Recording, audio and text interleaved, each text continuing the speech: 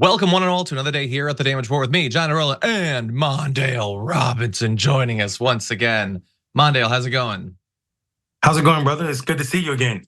It's good to see you too. Everyone, you know Mondale from Rebel HQ, also from the fact that he and I have been pairing up on the Friday edition of the Young Turks seemingly every week. So very excited to have you on. We've got some awesome news to discuss that I think you're really gonna enjoy.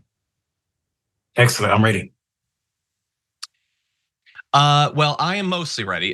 For those who are not listening to the podcast, those who are watching, I look very pale. Obviously, that is mostly a tech thing. I'm having some trouble with my home studio. Also, I'm pale, so there's only so much that technology can do in the best of times, which we're not currently in. But for those of you listening on the podcast, imagine me being like dark Italian tan, if you want.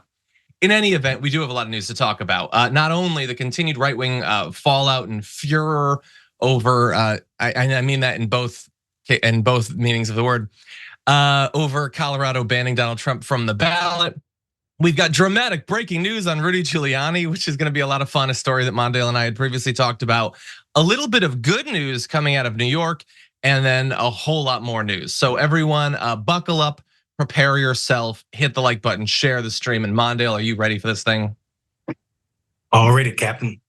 Okay, then in that case, let's jump directly into it. Every time Trump's arrested, he becomes more powerful in the eyes of the voters. What's gonna happen when they take him off the ballot? They're turning Trump into the greatest political underdog America's ever witnessed. They're setting up the greatest comeback story in American political history. They say they're protecting us from danger, but Trump's not a danger to us, he's a danger to them. And Americans are starting to ask themselves why. It feels like the left wants violence because that's where this is going. We're being baited so their actions are justified. That's how it feels. The more the left overplays their hand, the scarier this gets. Understand there that Jesse Waters means scarier for his perceived political opponents. He's not scared about any of this. He's a wealthy a-hole. He's gonna be fine no matter what happens. But what he is saying right there is that he fully understands the role that he's stepped into in replacing Tucker Carlson. He has a big platform. I mean, hell, I think Mediaite put him in like their top 20 most influential members of the media. And he's using that influence in the way that he's supposed to pre-apologize for right-wing political violence. That's what that segment is. That is him threatening his opponents that how dare you hold Trump accountable for what he's done, or even just be on the side of what I perceive to be a Colorado Supreme Court decision that I don't like. I'm not gonna argue on the merits against it. He's not intellectually capable of doing that. He's also not interested in doing that. He's simply gonna say, as they always do, if you in any way try to hold back Donald Trump, then maybe somebody out there does something. You know, maybe there's another mass shooting, maybe another Walmart gets shot up, maybe there's another manifesto, maybe the husband of another Democratic politician gets their skull bludgeoned in. And if that happens, you guys were trying to make that happen, okay? And so Jesse Waters is savvy enough to know that he has to promise violence like this. That's what his audience wants. He has to promise that someday the people you don't like are gonna be rounded up and shot. And when that happens, it's not gonna be your fault. It's not gonna be the fault of the person wielding the hammer. It's not gonna be the fault of the person wielding the AR-15. You were forced into this by Colorado Supreme Court judges, I guess. It's sickening, but we need to confront this head on. Just the fact that he's on cable news, that he's well paid, that he wears a tie, does not mean that he is not doing what demagogues in other failed states have done. Pre-apologize for potential political violence. Mondale, Stark stuff. What do you think about it?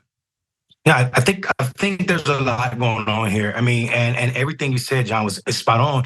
I would also like to add that if you catch the lies that are said out loud, that his audience will always miss, it's unbelievable to me. The idea that the left or the most progressive people are responsible for this, when in actuality, this argument that Donald Trump kicked off the ballot in Colorado is one that was born out of the Federalist Society. The two people who presented that argument are some of the most conservative, I would argue, even more conservative than the people that Donald Trump appointed to the Supreme Court. And also the writings and knowledge of the people who wrote this idea in which that Donald Trump could be kicked off the ballot. Mm-hmm. I bet you their writings and teachings are well known by the people that are on this. So I want to see all of these so-called originalists on the Supreme Court, how they stand in this moment. They are put in between a rock and a hard place because of Donald Trump's shenanigans.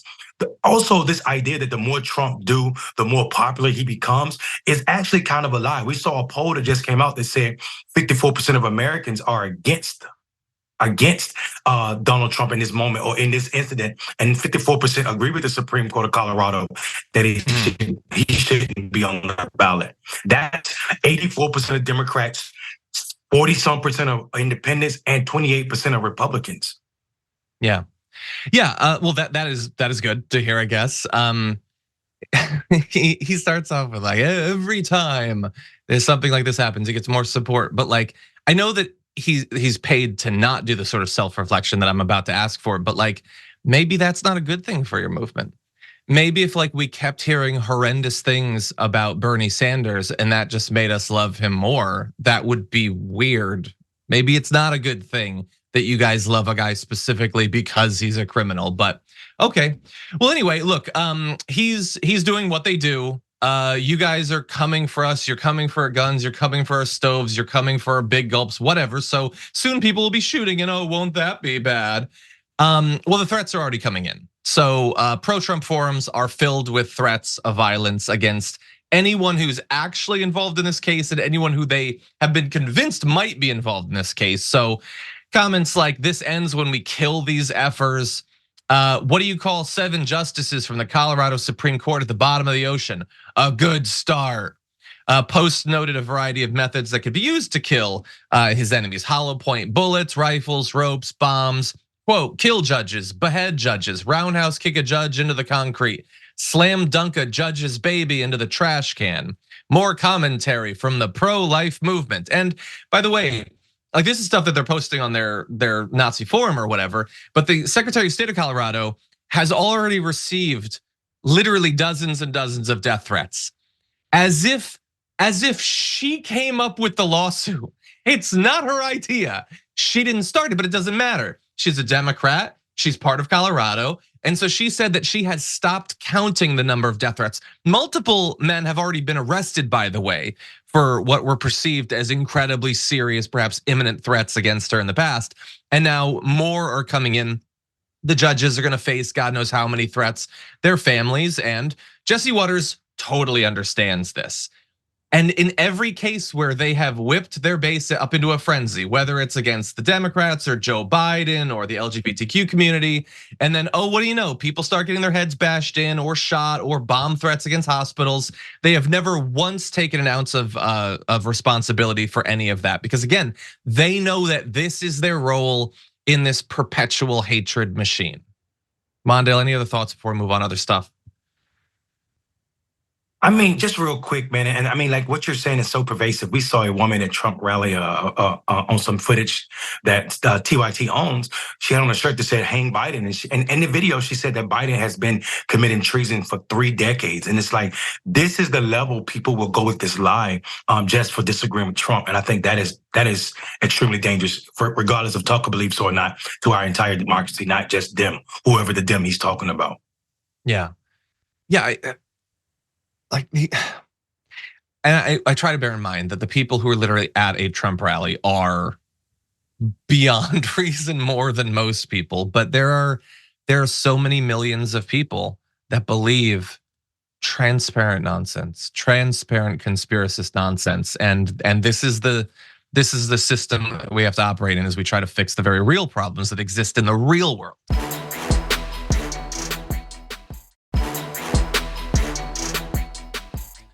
But anyway, that was Jesse Waters doing his dumb frat boy boat shoe version of advocating for political violence.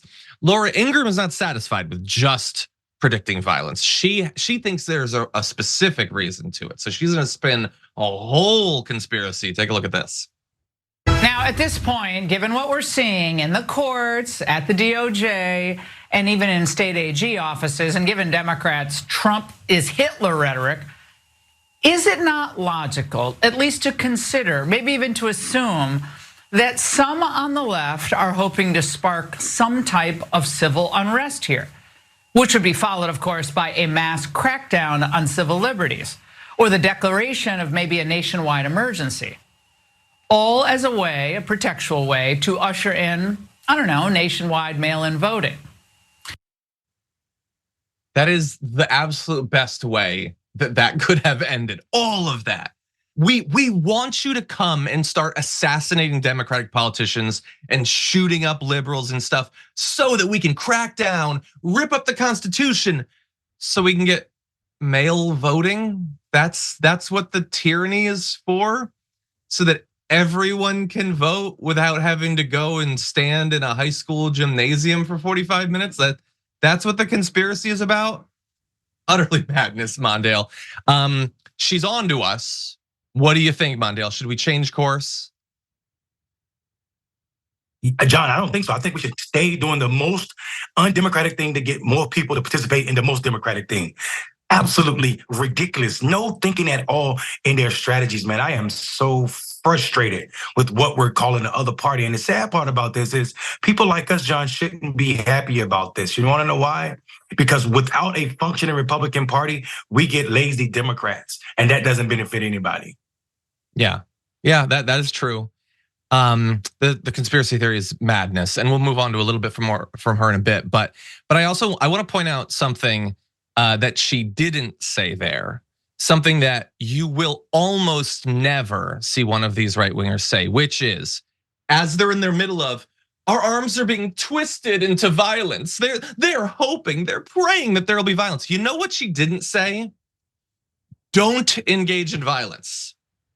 The Democrats want violence, so don't give it to them.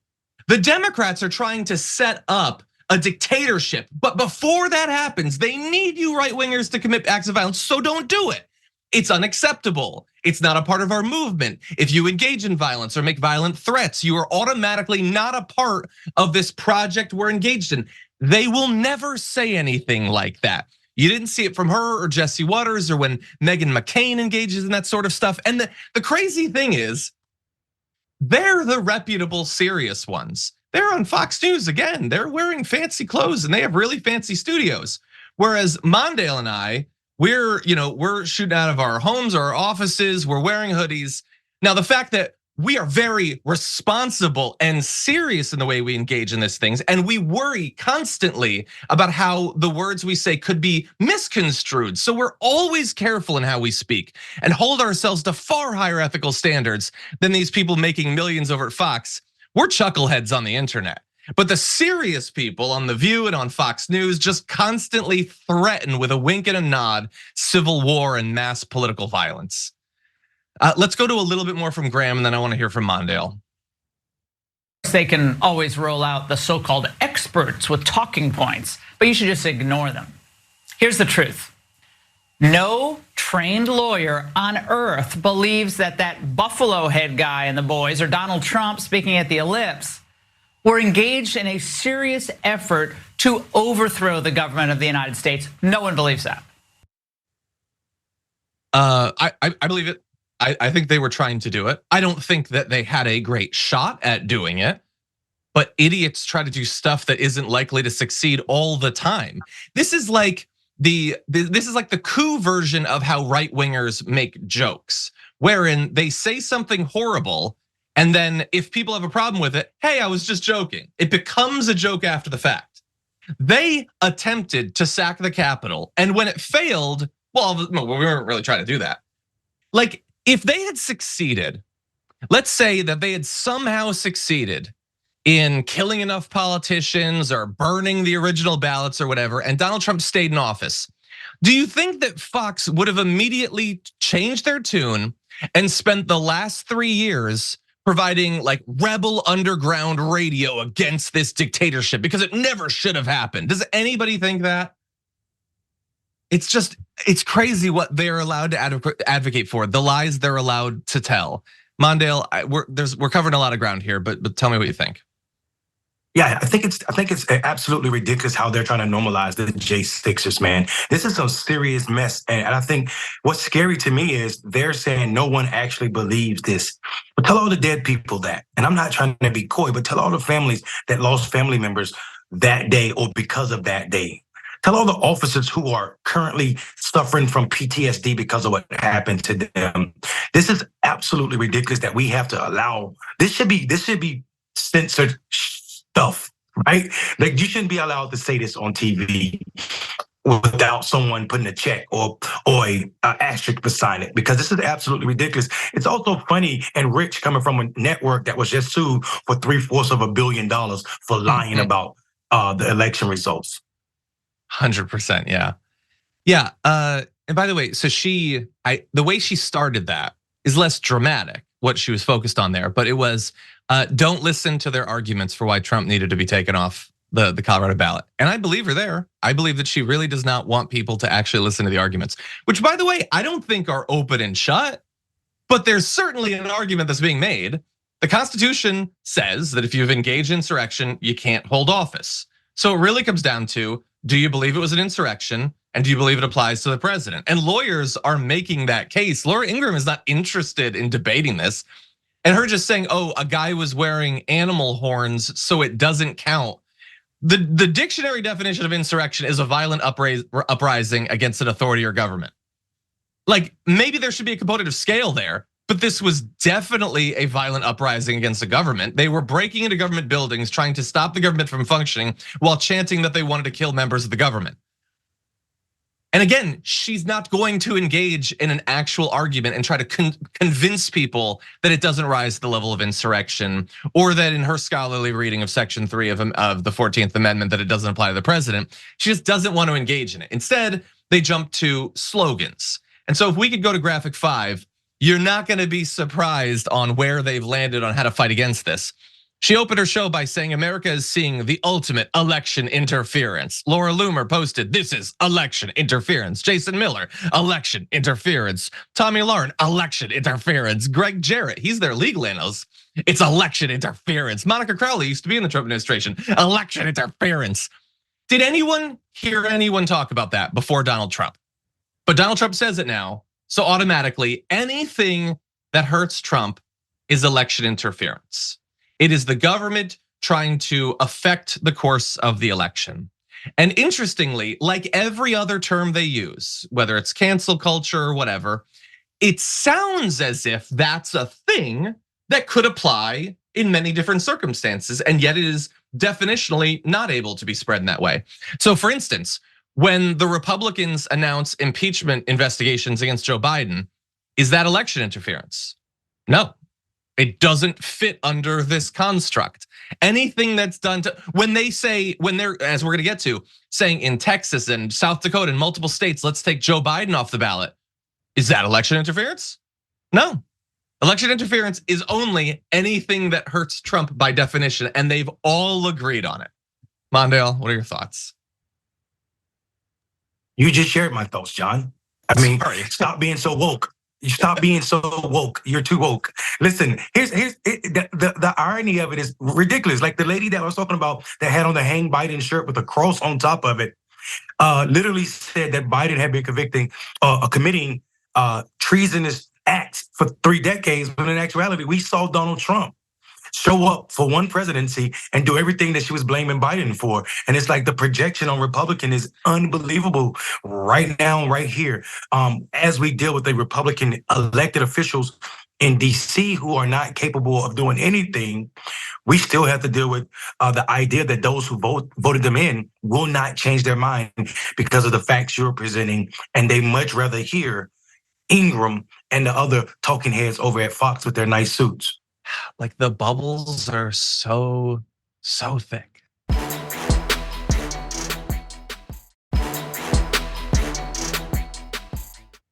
Like, I want to give an example, actually. I want to move on to another instance of the bubble. Like, so now we're talking about Colorado, but the story of a few days ago was Donald Trump and his literal Adolf Hitler rhetoric. It would seem as if quoting Hitler would be a bad thing for you in terms of the election? Maybe not. New poll shows that Donald Trump, just having a little bit of fun, playing with some Hitler quotes, is not gonna hurt him in the election. You're probably not surprised by this, but take a look at these numbers. So NBC News, Des Moines Register, Mediacom asked people if you'd be more likely, less likely, or doesn't matter to vote for Donald Trump as a result of certain comments, like the radical left thugs that live like vermin need to be rooted out. More likely to vote for him, 43%, less likely, 23%. Literally dehumanizing language and vague, violent language against your political opponents. They love it. Immigrants who enter the US illegally are poisoning the blood of America. More likely, 42%, less likely, 28%. And by the way, the 28%, 29% also say it doesn't matter. Like, that is just as bad to me as most likely. The vast majority of respondents are like, yeah, no, he's quoting Hitler. I don't care. Yeah, they're poisoning our blood. They're a virus, effectively. They're a toxin in our system, not humans, not desperate humans fleeing violence and horrific economic conditions that can definitely be linked to American foreign policy over the last few decades. Doesn't matter. And even once you get past the rhetoric to the policy, when Trump says he'd authorize sweeping raids, giant camps, they used the word camps, and mass deportations, more likely to vote for him, 50%, less likely, 27%. Watch out there, everybody, because you are surrounded by some absolute monsters walking around. Mondale, what do you think about this? I'm sad, John. I'm absolutely sad because we are obligated to believe these people for what they're saying. And what we're finding out is that Trump is more likely to get more white voters the more he say racist things. Because here's what he didn't say. When in that statement that they're coming from all over the world, he named almost every continent except for Europe. He said they're coming from Africa, they're coming from Asia, they're coming from Central and South America, right? He didn't say they're coming from Europe. You know why he didn't say that? Because his story falls apart when he talks about who he has a problem with. Great example. 4 of Donald Trump's 5 children are children of immigrants. First generation women in this country. Oh, by the way, Donald Trump is the child of a first immigrant woman in this country, but they're all from Europe, so Trump does not have a problem with that type of immigration. His current wife is a first generation immigrant. The idea of their poisoning our blood, the idea that he's telling people he didn't read Mein Kampf, but that's not what the story is. The story is you understand clearly what Hitler said in those speeches, and you are saying it damn near verbatim at times. And the fact that people are okay with this, or more likely, or not bothered that he's saying it, lets you know how close we are to running down a rabbit hole that's unfixable. And that's, to me, is frightening. Yeah. Again, like with the election interference, they say a thing and that's not actually what they mean. They don't mean that they hate or fear immigrants. Certain immigrants are fine if the immigrants look like them. But if they're not, the immigrant bride that they brought into the country or something, or if they're not working for them and being really quiet about it, shut up and just work at Mar-a-Lago, then you become dirty by definition. Yeah, this is the state of the Republican Party. They I've been saying this for years. Like, we respond every time they say something crazy like this, the blood of the nation, or DeSantis saying we should just be gunning down migrants at the border. But the thing that really worries me is how sure I am that their base wants way more than this. Like, there is going to be a person who is not even going to apply the rhetorical breaks to the extent that Donald Trump is. Like, Donald Trump is referencing Hitler rhetoric. There's going to be a candidate who's going to pull out Mein Kampf and read from it on stage.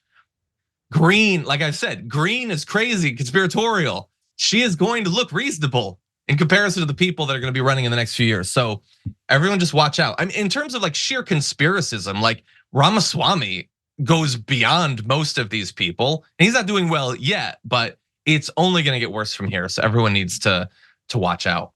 We're going to take our first break. We have this crazy Ron DeSantis video that I do want to play on the other side. So everyone stick around. We'll be back in a sec.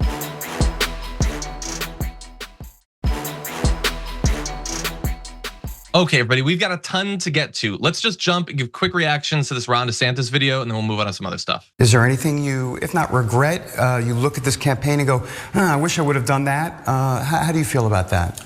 Well, there's always different things that happen. I mean, I would say if I could have one thing change, I wish Trump hadn't been indicted on any of this stuff. I mean, honestly, I think that, from Alvin Bragg on, I've criticized the cases. I think, someone like a Bragg would not have brought that case if it was anyone other than Donald Trump. And so, someone like that's distorting justice, which is bad. But I also think it distorted the primary. And I think it's been that those have kind of been the main issues that have happened. Because it's helped him, is that what you're saying? And so therefore it's both that, but then it also has just crowded out, I think, so much other stuff, and it's sucked out a lot of oxygen. I think for the primary, it distorted. Yeah, I think it distorted. Now, in a general election, I think the Democrats have a plan on this. I think the media has a plan on this. And I think if it gets to the point where 6 months from now, Trump's the presumptive nominee and he's having to go through all this, they have a plan for how they're going to ride this out. I think that video is a great example of why Ron DeSantis is being absolutely destroyed in this primary. He was asked, what do you regret? And it's a great question to ask a candidate who's mid-fail. And what he comes up with is, I wish my political opponent hadn't been charged with many crimes. And he gives two reasons for that. And both of them are absolute weenie reasons. One, because it's not fair. He didn't do it. He's still defending his opponent who definitely did it. And the other is because it helps his opponent so much that he's been indicted more than 90 times. And for both of these reasons, Ron DeSantis, I think, deserves the horrific polling shape that he's in. And I have other thoughts, but Mondale, what do you think about that? Yeah, I mean, John, this is absolutely ridiculous. You are spineless in a new way. As this is almost Lindsey Graham level disgusting, considering where we see Ron DeSantis. The question was definitely about the fact that you raised all this money, blew through all this money, and we continue to see the fact that you don't have a real campaign. You have your PAC doing the work of what your campaign should be doing, and it's failing. You're having so much turnover over there.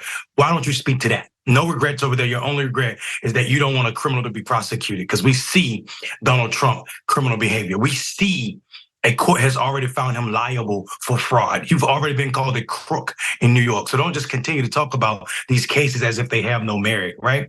And then on top of that, Ron DeSantis has no grounding, because he is the guy who actually went back against what the people of Florida said they want with Amendment 4, when they said people who had committed certain crimes could get their rights restored. He went and tried to make that harder, and then went a step further and created an election police to prosecute people that his government in the driver's license office gave these people voting IDs, let these people register to vote, and then he's charging them people.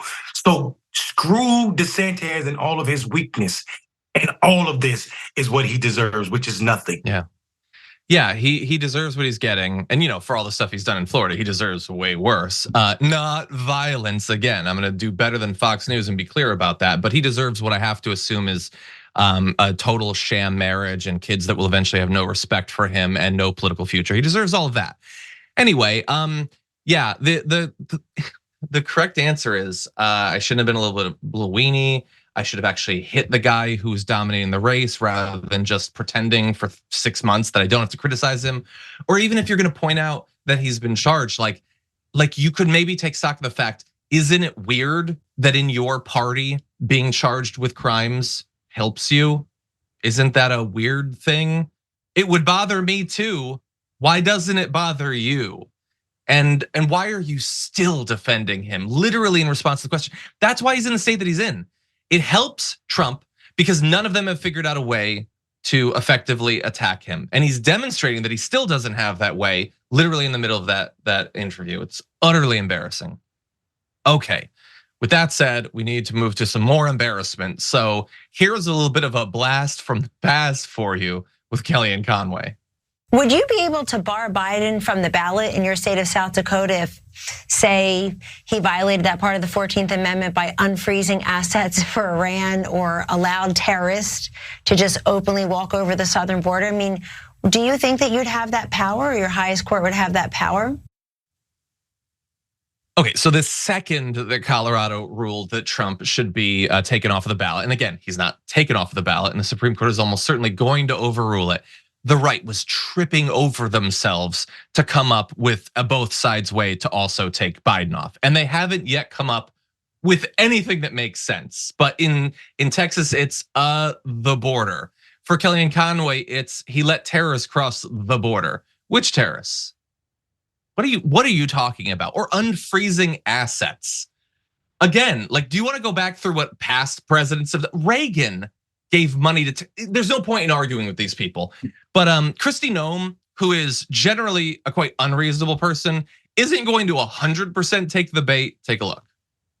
You know, I don't believe so. That's what is so interesting. It's, you know, the process that the court has is a balance to our federal government. It is a balance to our executive branch, a balance to our legislative branch. You know, so us exerting the kind of influence on the court and their decisions to take that kind of action is really unprecedented.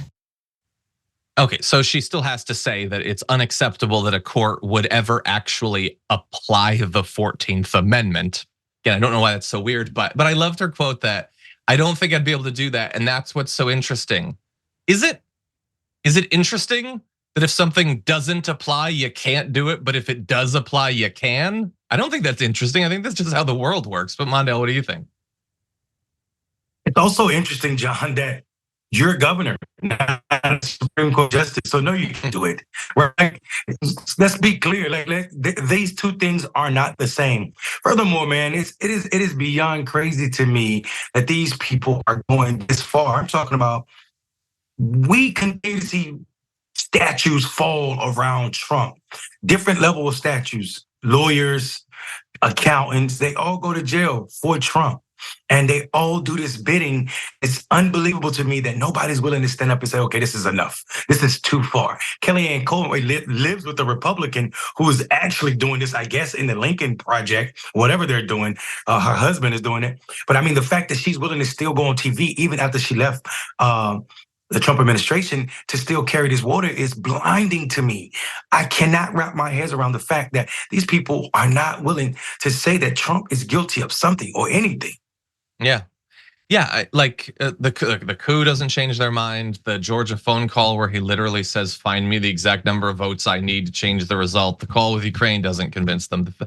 He had boxes of classified documents next to his toilet doesn't, because they don't care. Again, we have this like psychological failing wherein, because we generally like to have reasons for what we believe, we think inaccurately that everyone abides by that same sort of system. And that's not how it works. They are not waiting for better evidence. They're waiting to be given everything they want by a strong man who's on their side, or at least perceived to be on their side. That's how it actually works.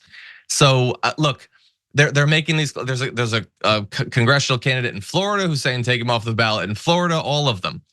Which, by the way, I love how clearly it demonstrates that when they say, if they ever engaged with the actual content of the Colorado case, that it shouldn't apply to the president, they're saying it should apply to Biden. So they clearly think that that's how Section 3 works. But again, hypocrisy is expected.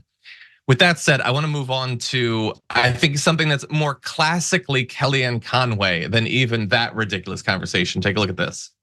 Conservatives or center-right voters, Trump supporters being called deplorable, irredeemable, mega MAGA. Now they're being castigated and denigrated in a different way that they can't possibly be wise and judicious in their presidential selection. So the Supreme Court of Colorado must do it for them by kicking someone off the ballot. But what do you think of that? I'm sure you hear from people all the time that feel shadow banned and censored and canceled. How does this play into that, if at all? You know, I see both sides of it. I see people consistently seeing the hypocrisy and the corruption that is happening from the left and how they're using this against people that are their enemies in their agenda that they want to pursue. But I also would say, though, Kellyanne, is the more this stuff happens, the more they normalize it. The more often that they use our judicial system and our Supreme Court to play these political games, to go out and to fundamentally rewrite justice, the more it becomes normal. It isn't rewriting. Section 3 of the 14th Amendment is already there. They're not changing it. And again, like Kellyanne Conway and Kristi Noem are not arguing on the merits of the decision from the Colorado Supreme Court. they're saying, wouldn't it be unfair if mega MAGA, I've literally never heard that before, don't get to vote for Donald Trump? But hold on, like I understand that you only care about Trump in this, but the Section 3 of the 14th Amendment exists. Even if you believe that it shouldn't apply to the president, it lists all these different classes of politicians that it does apply to. Your argument that, yeah, but it's not fair because it denies the voters a chance to vote for them. Okay, but so what if a congressman engaged in insurrection? There's no question that is specifically in Section 3. Were you to ban him under the clear language of Section 3, it would deny the voters a chance to vote for him. So what are you arguing? You're not actually arguing that just Trump should be free of this. You appear to be arguing that we should change the Constitution. We should amend it again to get rid of Section 3 or possibly the entire 14th Amendment. But again, that's expecting too much intellectually out of these people.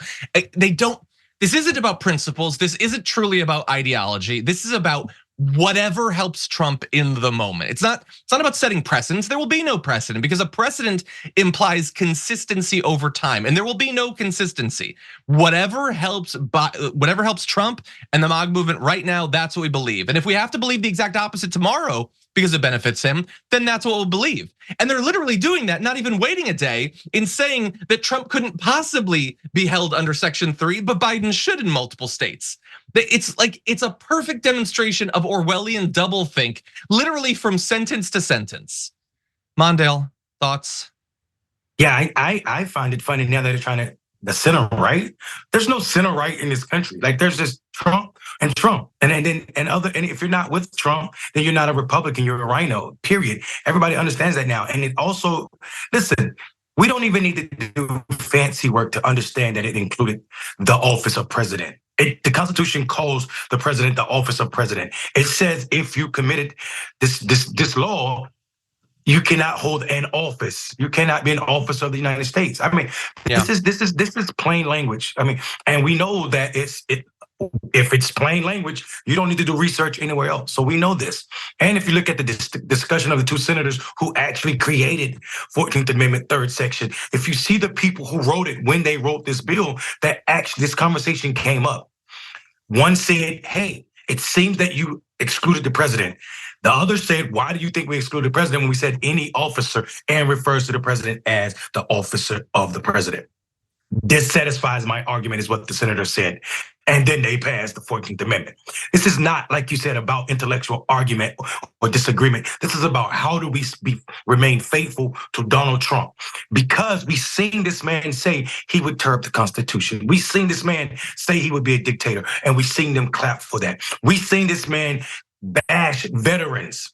We've seen this man bash POWs. We've seen this man bash every institution in this country, including the police, which I thought that party loved so much so that when we said Black Lives Matter, they made the Smurfs important when they said Blue Lives Matter. So I seen this party, the Republican Party, turn against everything they believe for the orange greatness. And they can't tell me anything other than Donald Trump is right, regardless of what he's saying. And then, like you said, it don't take a day. They'll spin immediately if Donald Trump tell them to. Right now, he's saying he's against, or they shouldn't be going so hard on abortion, when last week he was the abortion king.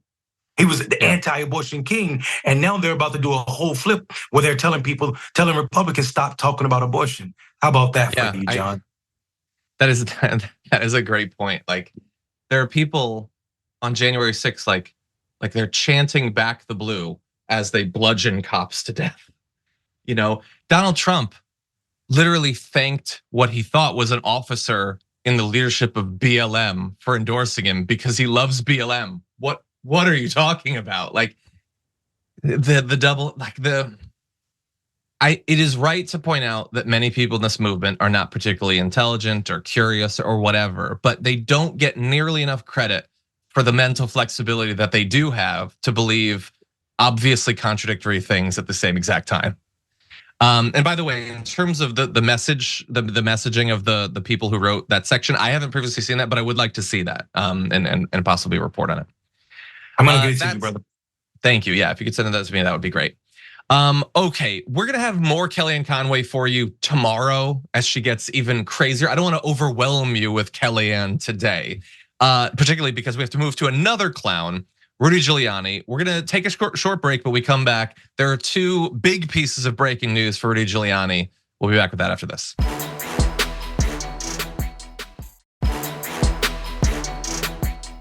Okay, everyone, if you're just joining us now, definitely hit that like button so that people can join us as we get into this next story. Breaking news for Rudy Giuliani. He has officially broken, or at the very least, he's broke, or he wants you to believe that because he's declaring bankruptcy.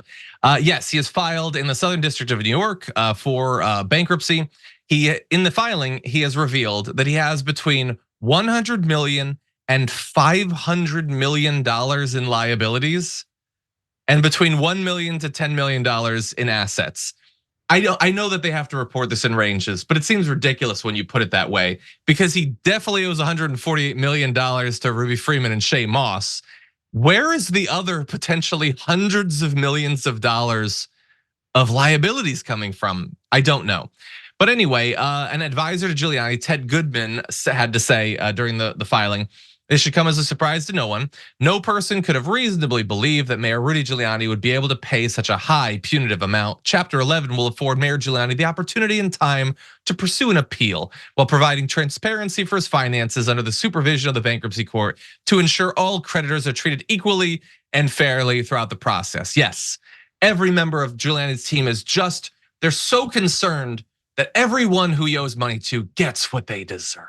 That's definitely what he cares about. I don't know how this is going to interact with the other piece of breaking news, which came out, I think, late last night. Judge Beryl Howell had ordered that Giuliani cannot wait until the appeals process is over to pay the two election workers that he spun racist conspiracy theories about. He would have to pay immediately. We'll see what happens with the bankruptcy in that, but not good circumstances for Giuliani. What do you think, Mondale? Listen, this is hilarious to me. I think the funniest part about this, though, is we keep forgetting, funny in the saddest way, that the $148 million was not a message to Giuliani. I think the court realized that he wasn't going to be able to pay it. I think it was just to warn people that if you're willing to threaten our democracy, this is what will happen to you. It was the second blow in that direction. If you consider what happened to Fox with the Dominion case, I think this was a warning to everybody else that was in line to be charged for criticizing election workers and also the integrity of our electoral process. I think, though, what Giuliani is, what we see is when you prize or prioritize these people, these personalities, they all fall down, they crumble. And it also, watching this so-called legal genius who gave us the RICO statute and showed us how to prosecute it, watching him right now with his own legal handlings, make me question if it was him responsible for that or if he just got credit because he was the DA at the time. Who is the real legal mind? I'm waiting for that story to come out behind how we prosecute and use the RICO successfully, because it couldn't have been the guy at the wrongful season with the black stuff running down the side of his head. Yeah, I wonder about that. Like, it makes you just see everything in his past through this different lens. Like, and you wonder, what was he just good at PR? And like, I think politicians appeared on podcasts less back then. Maybe there wasn't as many opportunities for us to see how crazy and stupid they are. Or is it that his brain really has just rotted inside of his skull over the past couple of decades? I don't know, but it's definitely one of the two, because this dude is just in terrible shape. By the way, I want to remind everyone that he's not the only prominent right winger that owes a lot of money for defamation. Alex Jones does as well. And here is his latest offer, his holiday offer that he has provided to the families that he spent so many years defaming so that he could make tens of millions of dollars. He is now offering to pay $55 million, obviously a very tiny percentage of the over $1 billion he owes. And so he proposed $5.5 million a year for 10 years, with the possibility of more depending on Jones's income. So if his ground up gorilla brain pills sell well, maybe you'll get a little bit more money out of that. By the way, they'll also get 70% of the money Jones raises by selling personal property that's not exempt from bankruptcy law. I don't understand why, when you owe $1 billion to these families, they don't get 100% of the proceeds from these sales. But anyway, in exchange, they would have to give up all legal claims against Jones or any related party. So this smacks of like the Sackler deal Like maybe you'll get something someday that definitely won't make you or your family whole. And I'll still have massively profited for what I did. And also I am immune to any future consequences. So overall, I'm not happy about a lot of this. We'll see what the families think. But Mondale, what do you think? Is it possible that they might accept that? I don't think so. I think the lawsuits was not about like so much so about the money with these families. It was about what he did to earn his money, and what he did was deny the fact that their kids, their loved ones, have been murdered. And I think it is dastardly that we have court systems that allow these people to get away with this and keep what we know they have. Yeah, it's just I don't like. Alex Jones has tens of millions of dollars. He has multiple properties. He has vehicles. How is that not seized? Like when I think about like how casually cops would do like civil asset forfeiture, like where you didn't even do the thing and you lost all the money, like all. But this guy can have planes and multiple homes. How it like? Well, of course you can't take away his multiple homes. Is it not acceptable for him to live in an apartment? Why? Because he's famous. He can't have $1,000 to his name. Plenty of the people that he defamed don't have fancy homes and huge bank accounts. Why is he entitled to that? Why is he entitled to any of the proceeds of the violent conspiracy theories that he spun? I don't understand it. I'm not a lawyer. It'll never make sense to me. Okay, we don't have a lot of time, but I do want to end with a little bit of sort of good news. We don't often get a chance to focus on it, so we're gonna do that right now. Lawmakers in New York City have decided at last to largely ban the use of solitary confinement in the city's jails. So there's been a lot of focus on solitary confinement in New York City prisons and jails, and they're finally doing something about it. It is not going to be completely banned, but it is going to be severely curtailed, and new regulations will be placed over the practice. But bear in mind that just because the lawmakers in New York are in favor of this does not mean that like all of the city's Democrats are happy about it. Mayor Eric Adams is not in favor of it. He said that he doesn't like the bill in its current form because he believes that it essentially gives a person that's already been jailed on charges of violence further, quote, due process. He says that's the same as if someone comes and commits a felonious assault on you, and before the police officer can put them in jail, you need to give them a due process before you can put them in jail. Okay, like, I love that he's focusing on the fact that in the moment, it seems too fair to the person rather than there are people who've rotted in solitary confinement for years, lost their minds, died as a result of it, committed suicide. We literally have cases of that. Back in 2019, New York City had to pay $3.3 million to the family of Khalif Browder, who was jailed at Rikers for 3 years for stealing a backpack in 2010. 16 years old. He was put in solitary confinement for 2 years. And he eventually took his life in 2015. The family says because of the violence and physiological damage they suffered at Rikers. So congratulations to the mayor of New York for ignoring that sort of case and just focusing on the fact that we're being too nice to the prisoners.